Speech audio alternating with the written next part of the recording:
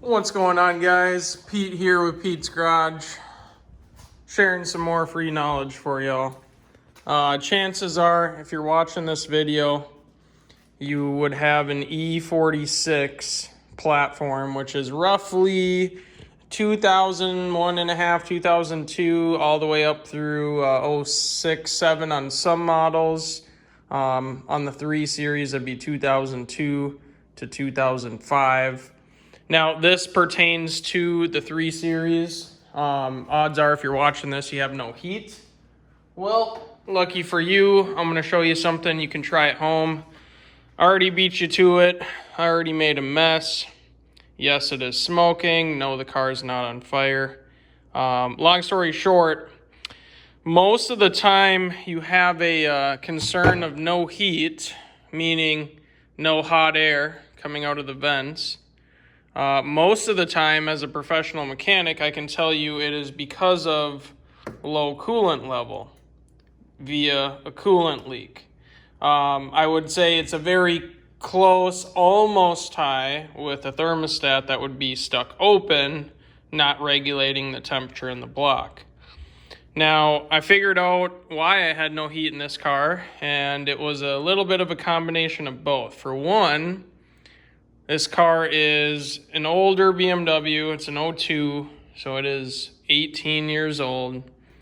It has had very little maintenance. It is in very poor condition. Hopefully yours is in better, but long story short, we had a combination of a low coolant level and a slightly plugged heater core. Now, I'm going to show you kind of what you could do at home with some basic hand tools, some basic automotive knowledge to get hot air blowing out of the vents of your E46.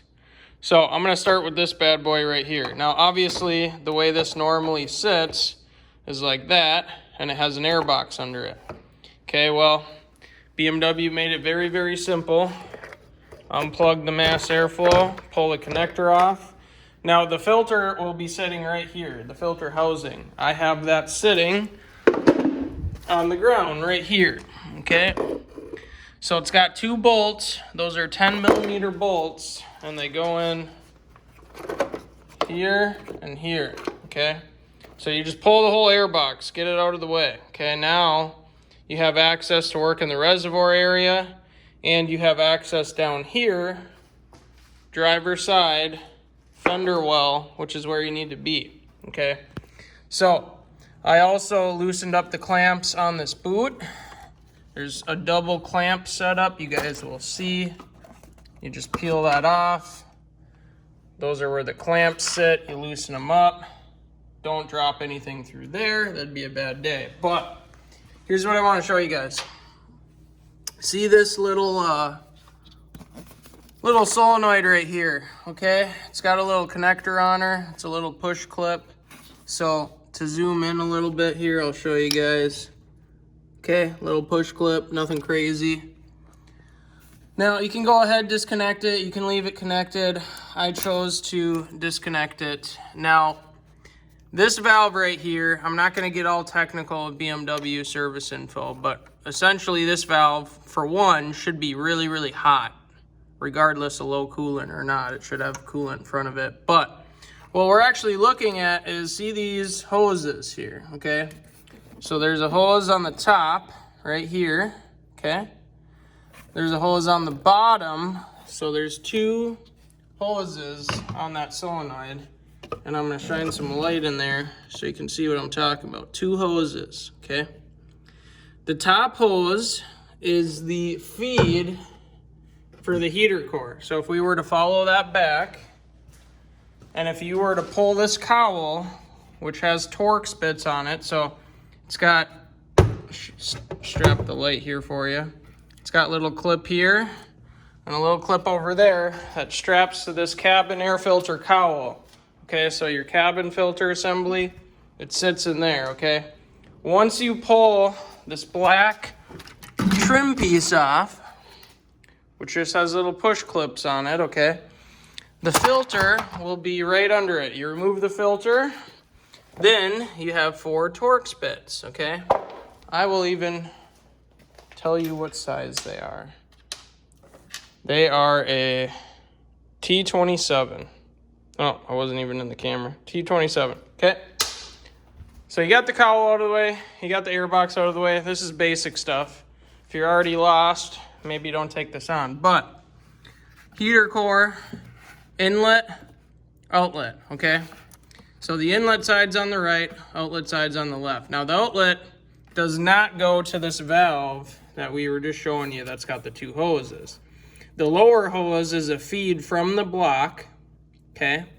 Goes through the valve, through the hose, feeds into the heater core, and then this hose on the left comes down on the very bottom here and feeds back into the reservoir, okay?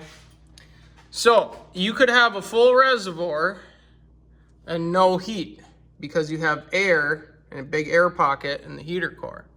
So I'm gonna show you guys something very simple that you can do to get your heat back, okay? 6mm or a flathead screwdriver, you decide. You take this top hose off, okay? Lift the hose up. It's gonna start spilling coolant everywhere. You're gonna lose a lot of coolant out of the port on the valve.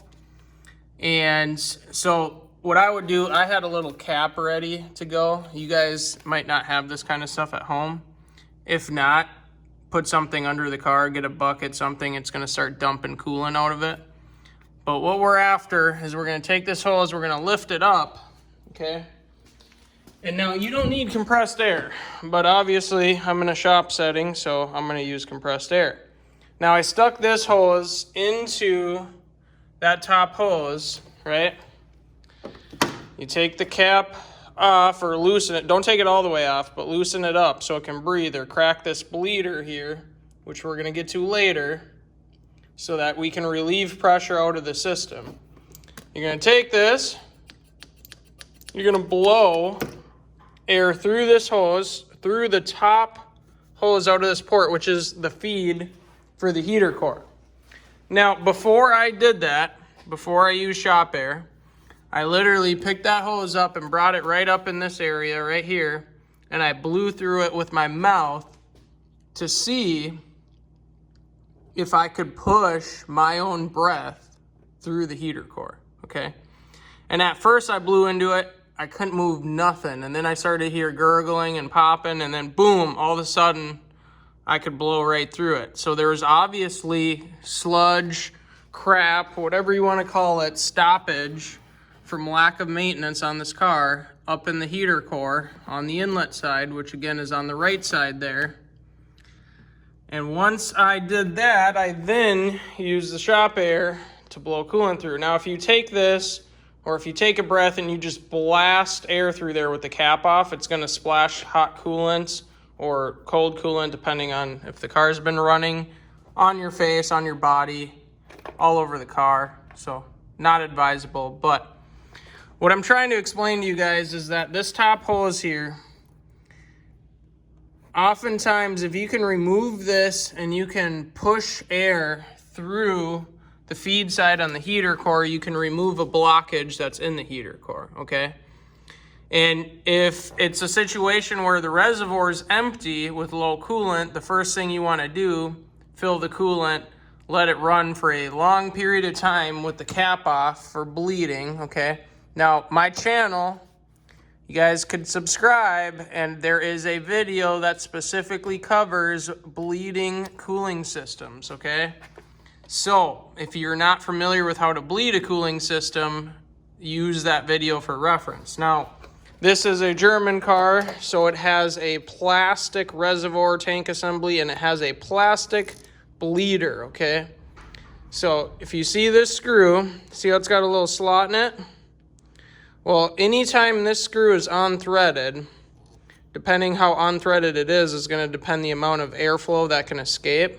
But while the car is running, you open up this bleeder, and as the coolant is circulating through the system, air, right, will get really hot. The air will want to come to a higher point in the system. The air will then eventually escape out of the bleeder.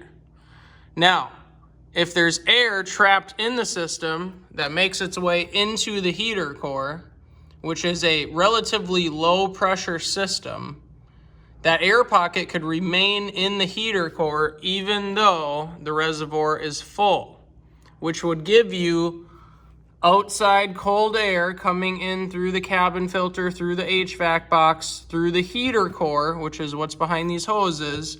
And if the heater core is only filled with air, obviously it's not going to produce hot air inside the car. Okay, so first thing you want to do, check your coolant level. If your coolant level is low, fill it full, bleed it for a while, see if you got heat. Now, when you're bleeding a cooling system, you come in the car, because the car's got to be running, because the water pump's got to be spinning to be able to bleed it, and you're going to turn your heat on max hot on the highest fan speed possible, okay? Now, as you do that and as the system's bleeding, it's either going to go from cold to lukewarm to warmer to eventually hot air coming out of the vents. If it does not, and you know the system is bled and you've let it run for 15 to 30 minutes, giving it, anywhere from 1,000 to 2,000 RPM intermittently, just a minute or two at a time, spaced out in 5 to 10 minute intervals, and you still don't have heat coming out of the vents, then odds are you have one of two issues. One of two. Okay, one, there's a blockage in this valve. Two, there's a blockage in the heater core, okay? Now, some of you guys may be wondering, well, what's the valve do? What's it there for? Okay, it takes the feed pressure from the system, which is the lower hose, not the heater core hose, which goes to the reservoir. That's the return side. The lower portion is the feed for the valve, and then the valve feeds up through the top hose into the heater core. Now, this is a normally open valve that normally lets hot coolant flow through. When you turn the air conditioning on, it powers the valve and it shuts so that there is no hot air coming through the heater core unless you have the car on a hot setting. That being said, being that the coolant has to, and I'll get you guys some light here, being that the coolant has to flow from that bottom hose up through the top and then over into the heater core, if there's a blockage in the valve, which is very unlikely, possible though, if there's a blockage between the coolant flowing through it, you're never going to get hot coolant into the heater core. If there's a blockage in the heater core, you're going to grab this hose here and it's going to be nice and hot, right? Probably not as hot as the rest of the system, but nice and hot on this upper hose. It may even be hot right next to the inlet assembly, which are these, but there won't be any hot coolant in the heater core because it cannot flow hot coolant through the core and then back around into the reservoir. So, I might have lost some of you, I might not, but first thing you want to do, check your coolant level. BMWs are notorious for coolant leaks, so if you have a coolant leak, that's most likely why your reservoir is low. That'll be a different video. That you can look up elsewhere, but very easy thing to do, or you can bring it in and you can pay a repair shop hundreds of dollars to do the exact same thing, which is going to be essentially check flow through the core, bleed the system, get you back on the road with heat. So, just to recap, move the air box, move the cabin air box, which is basically the cowl assembly. Take this plastic harness piece off of it. Remove the mass airflow sensor. Remove that pipe. You will see basically your heater valve, we will call it. Disconnect the upper hose. Try to blow coolant through it. If everything works, fill the coolant, bleed the system. You should have heat. I just did it on this piece of junk. And when I say piece of junk, I mean this was a $1,000 BMW because she is rough. It is a winter beater, as it's called. But I got heat back, so I figured I would share some insight with you guys.